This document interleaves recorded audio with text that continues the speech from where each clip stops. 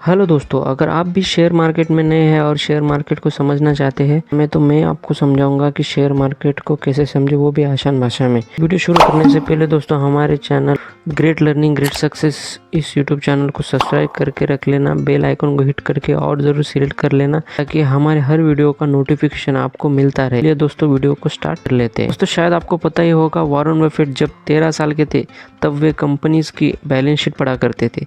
Warren Buffett ने 13 साल की उम्र से ही शेयर मार्केट में इन्वेस्ट करके आज 94 साल के हो गए हैं, फिर भी उनकी नेटवर्थ 147 बिलियन डॉलर्स की। दोस्तों सबसे पहले हम जानेंगे कि इन्वेस्टमेंट कितनी प्रकार की होती है, यानी टाइप ऑफ इन्वेस्टमेंट। नंबर 1, अगर आप एफडी यानी फिक्स डिपॉजिट में इन्वेस्ट करते हैं तो आपको 6 से 7% तक का रिटर्न मिल जाता है। नंबर 2, अगर आप रियल एस्टेट में इन्वेस्ट करते हैं तो आपको 6% तक का रिटर्न मिल जाता है। नंबर 3, अगर आप गोल्ड की बात करें तो गोल्ड में भी 7 से 8% तक का ही रिटर्न मिल जाता है। अगर चार नंबर, अगर आप बैंक की बात, करंट अकाउंट में तो 0% मिलता है और सेविंग अकाउंट में 4 से 6% तक का रिटर्न मिल जाता है। और हमारा इन्फ्लेशन ही 6 से 7% तक का होता है, यानी महंगाई हर साल 6 से 7% से ग्रो होती है। सिर्फ शेयर मार्केट ही ऐसा है जिसमें म्यूचुअल फंड और इंडिविजुअल स्टॉक में 12 से 18% तक का रिटर्न मिल जाता है। दोस्तों अगर आप म्यूचुअल फंड से इन्वेस्टमेंट करोगे तो उस इन्वेस्टमेंट को इन्वेस्टमेंट कहा जाएगा, और अगर आप किसी कंपनी के शेयर लेंगे तो उसको डायरेक्ट इन्वेस्टमेंट कहा जाएगा।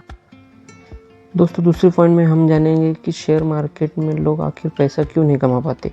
दोस्तों इंडिया में सिर्फ टोटल पॉपुलेशन के 5% लोग ही ऐसे हैं जो शेयर मार्केट में इन्वेस्ट करते हैं, और वही अगर अमेरिका की बात करें तो एक डेटा के अनुसार 1999 से लेके 2024 यानी पिछले 25 सालों में अमेरिका की टोटल पॉपुलेशन के 62% लोग शेयर मार्केट में पैसा इन्वेस्ट करते हैं।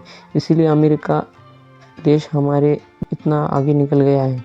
दोस्तों अब सवाल यह है कि हमारे इंडिया में सिर्फ 5% लोग ही क्यों शेयर मार्केट में इन्वेस्ट करते हैं, तो इसकी वजह हम जानेंगे। नंबर 1, वजह यह है कि लोगों की रिस्क कैपेबिलिटी नहीं है, यानी लोग ज़्यादा जोखिम लेने की क्षमता नहीं है। दूसरा, शेयर मार्केट के बारे में लोगों को नॉलेज ही नहीं है, इसमें कैसे इन्वेस्ट किया जाता है, कैसे पैसा कमा सकते हैं।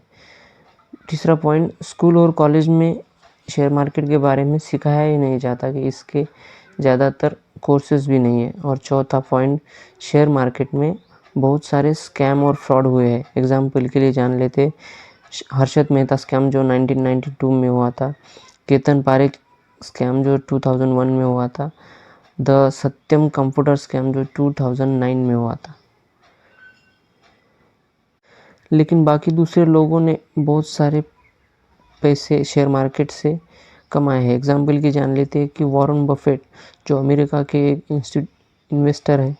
दूसरा, राकेश झुनझुनवाला इंडिया से, विजय केडिया वो भी इंडियन है, रामदेव अग्रवाल, राधा किशन दमानी, हेमंत। अब तीसरे पॉइंट में हम जानेंगे दोस्तों कि शेयर मार्केट आखिर काम कैसे करता है। शेयर मार्केट जो होता है वो सप्लाई और डिमांड के बेसिस पे काम करता है। मान लीजिए अगर आपको कोई चीज़ लेने के लिए बाजार जाना है तो जो चीज़ आपको चाहिए उसकी अगर डिमांड ज़्यादा हो लेकिन सप्लाई बहुत कम हो तो वो चीज़ के रेट बढ़ जाएंगे और वो चीज़ आपको महंगी मिलेगी। अगर वही चीज़ की डिमांड अगर बहुत कम हो और सप्लाई बहुत ज़्यादा हो तो उस चीज़ के रेट कम हो जाएंगे, वो चीज़ बहुत सस्ती मिलेगी। शेयर मार्केट भी बिल्कुल ऐसे ही काम करता है।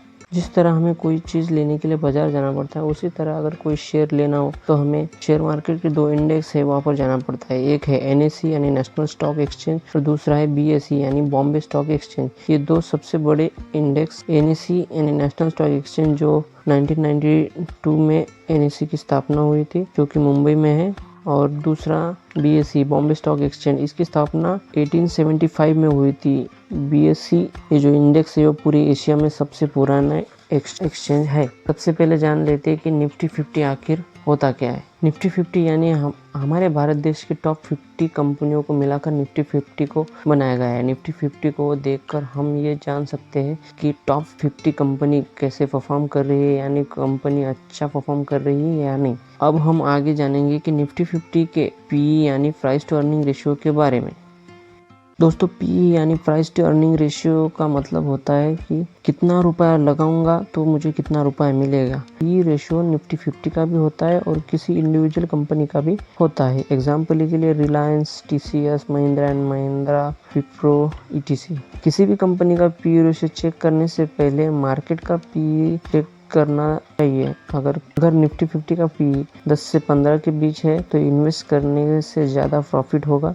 वही अगर पी 25 से 30 के आसपास है तो अभी डाइवेस्ट करना चाहिए। अगर निफ्टी 50 का पी 10 है तो आपको 1 रुपया कमाने के लिए 10 रुपया लगाना पड़ेगा। अगर निफ्टी 50 का पी 30 है तो आपको 1 रुपया कमाने के लिए 30 रुपया लगाना पड़ेगा। ये इसका मतलब होता है साधारण भाषा में। इसलिए पी जितना कम हो उतना अच्छा होता है, ज़्यादा प्रॉफिट होता है।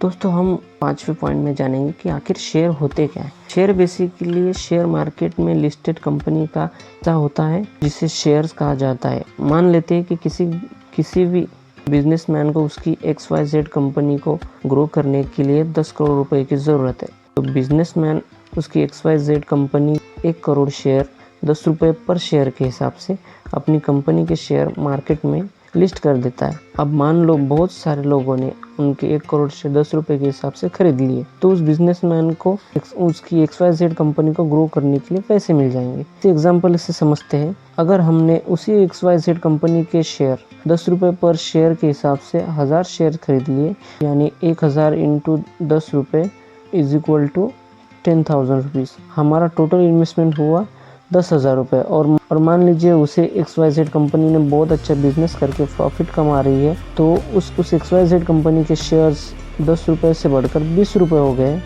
तो हमारी इन्वेस्टमेंट भी 1000 शेयर्स इंटू 20 रुपीज़ यानी 20,000 रुपये हो जाएगी, यानी हमें 100% का प्रॉफिट होगा। लेकिन अगर यहीं पर से उल्टा अगर हो जाता है, XYZ कंपनी अगर लॉस में चल रही हो तो उसी कंपनी के शेयर्स 10 रुपये पर शेयर के हिसाब से कम होकर 5 रुपये पर शेयर हो जाए तो हमें लॉस भी हो सकता है, यानी 5 रुपये into 1000 share is equal to 5000। इसीलिए शेयर मार्केट में हमेशा सोच समझ कर और अपनी नॉलेज को गेन करके ही इन्वेस्ट करना चाहिए।